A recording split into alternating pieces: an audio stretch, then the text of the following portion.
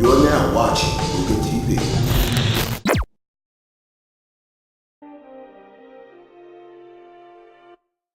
Hey guys, it's Mugen Lord here, and I'm back again with another discussion video. And today I want to talk about Street Fighter V Arcade Edition. Now, I know it's been a long while since I've talked about Street Fighter V here on my YouTube channel, and even in fact, I haven't played it in a long time. I believe the last time I played Street Fighter V was when Falk was released a couple months ago. So yeah, I haven't really had gotten the chance to even download Sagat or Cody or G. Yeah, it's been a minute, so I definitely have to update my Street Fighter V Arcade Edition. Well, in this video, I just want to talk about a feature that was announced. Now, I'm not sure if anybody discussed it much on their other YouTube channels and everything, but it's more importantly, I want to talk about it with you guys. They announced that there's going to be a Dojo feature added to Street Fighter V Arcade Edition, which I think is pretty interesting. Now, as we do know, is that Street Fighter V Arcade Edition, or the Street Fighter V in general, is more like a how can I say it? It's more of a service than its actual, like, I guess you could say a one-time release and you just play the game and that's it. So as they planned, and as Capcom had always said and reiterated numerous times, that Street Fighter V is more of a platform, more of a service. So they constantly want to keep adding new features to try to at least give the best experience to players. Now, what is this Dojo mode? Now, pretty much this Dojo mode, from what I've read and what it says here in the instructions, is basically saying that dojos are pretty much essentially community hubs that have leaders. Each leader is being referred to as a grandmaster by default. The creator of each dojo will be the grandmaster, but they are also able to give the title to another member if they so choose. So I think that's pretty cool. So you can pretty much design, decorate your own dojo. You can unlock different decoration tools you can add to it. I think that's pretty interesting. I think it's fun to do. You can set your own rules. You can search for players through their fighter ID and everything. And it's a good place to find like-minded players like you, who have different goals and things they want to try to, I guess you could say, achieve. Especially if you guys are looking to be a competitive player. Maybe you want to find players who are just like that. Or if you're pretty much a Sagat player or a Ryu player or Chun-Li player, you can find players of that same character selection, and you can pretty much get together and you can spar it out, have matches and everything, and discuss strategies if you would like to do that. So I think it's a good, fun way to get to know other players within the community, and also, I guess you could say, lab together, get better with one another. Or if you want to start learning matchups and fight against characters that you're weak against, that you really don't know you don't know the counter to. So I think that's pretty fun. I think that's pretty cool, and I think that's a neat little feature to add. Now, me personally, I think I'll probably use that. I know I have a lot of you guys on my Discord channel who love to play Street Fighter V Arcade Edition, and I would definitely love to do like a little dojo thingy going on there. And I guess especially since I'm a Juri-Han player, and I do want to pick up Sagat since I main Sagat in past Street Fighter titles. I definitely like to play other Juri players, get to know the meta with the character, and get to know the matchups and the best way to, I guess you could say, be efficient with the character and so forth and so on. So I think that's pretty cool. Now, as far as decorations concerned, on my end, I cannot decorate to save my life with anything. I do not have any decoration skills whatsoever. So my dojo will probably look bland, generic. I might not even put things in my dojo. It's just going to just be a dojo and everything. I'm just basic. I'm a basic dude when it comes to decorations and stuff. Normally, even when I was in college, in my dorm room, my dorm room was like a generic dorm. It was like a generic custom room with nothing in it and stuff like that. I may put like a little poster here or there, but I was never good at that at all. So I think this is a pretty cool feature. You can have casual matches, battle lounge matches and everything. So I think it's cool. Anything that adds to the experience and to help players grow and help the community grow together and get better at the game, I think that's pretty cool. So besides the dojo, something else I want to talk about with Street Fighter V Arcade Edition. Recently they just announced that Street Fighter V Arcade Edition is coming to the arcades.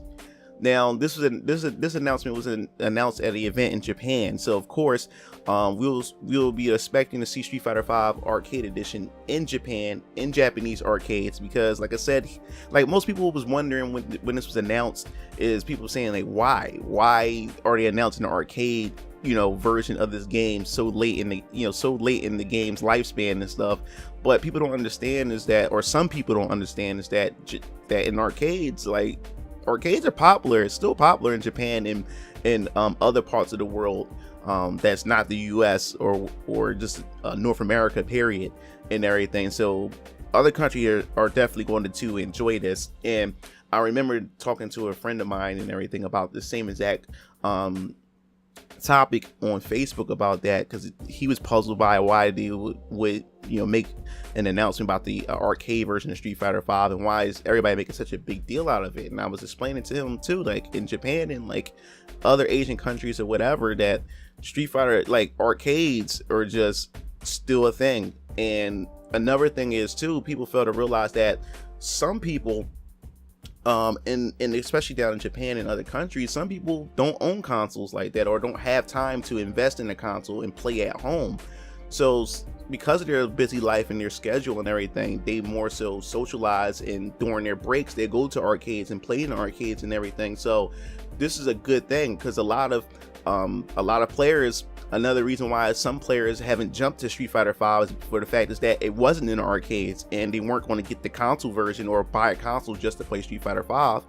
So the fact is that now it's coming to the arcades, they could make that transition over to Street Fighter V, because Street Fighter 4 or Ultra Street Fighter 4 is still popular in some countries and everything in the arcade, so they still play that. So now those players can finally make that leap over to the arcades, and I think that's pretty cool.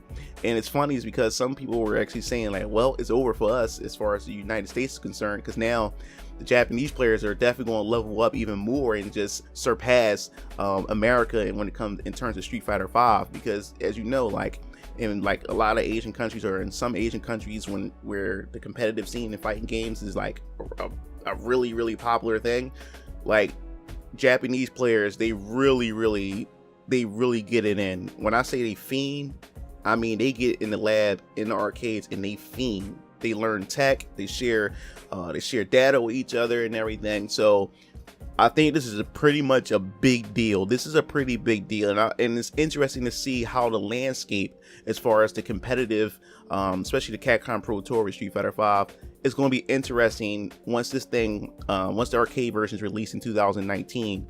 It'll be interesting to see how much these countries over on the east side level up, and see will there be a gap that's going to be between the US, Europe, and Asia. It's going to be interesting to see if there's going to be any changes as far as that's concerned. But yes, this is definitely a big deal. Street Fighter V Arcade Edition, bring it on.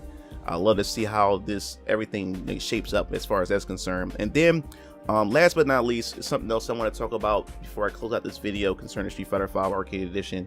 I want to talk about that season 3, how season 3 just pretty much ended so fast. I was not expecting season 3 to end so fast. Like, the year is not even over yet, and I was expecting that season 3 would probably end like by the time it gets to the Capcom Cup, but they pretty much finished season 3 in August, like right after Evo and everything. I was not expecting them to announce Sagat or G both together. Now I was expecting Sagat and probably like G near the end of the year or something like that, but no, they finished. They finished season 3. So now it has me wondering.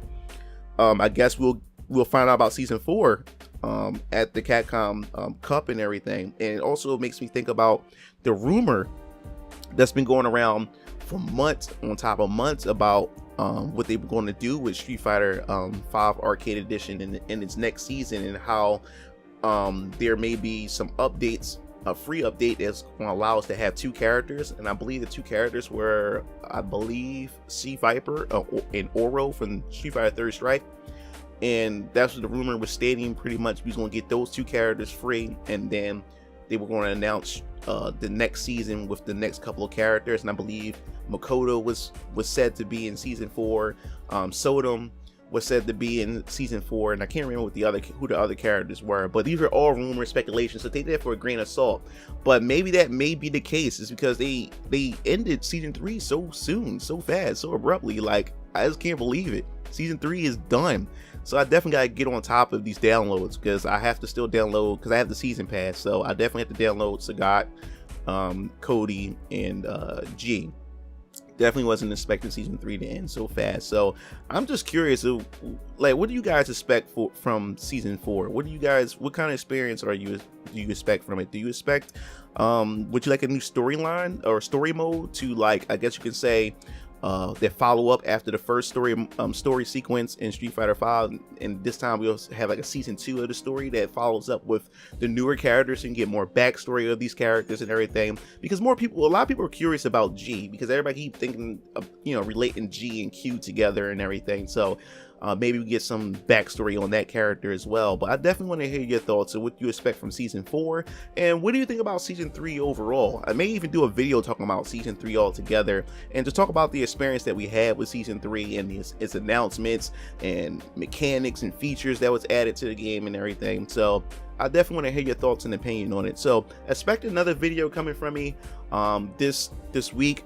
I definitely want to cover, most likely, Android 18, the Park Ranger version from Dragon Ball Super. I want to talk about that one for Dragon Ball Fighters probably sometime this week, and go over that, and also with the conclusion, because he wraps up the first season of DLC for Dragon Ball Fighters. So make sure you leave your thoughts in the comment section below, and I'll see you guys later. Peace out.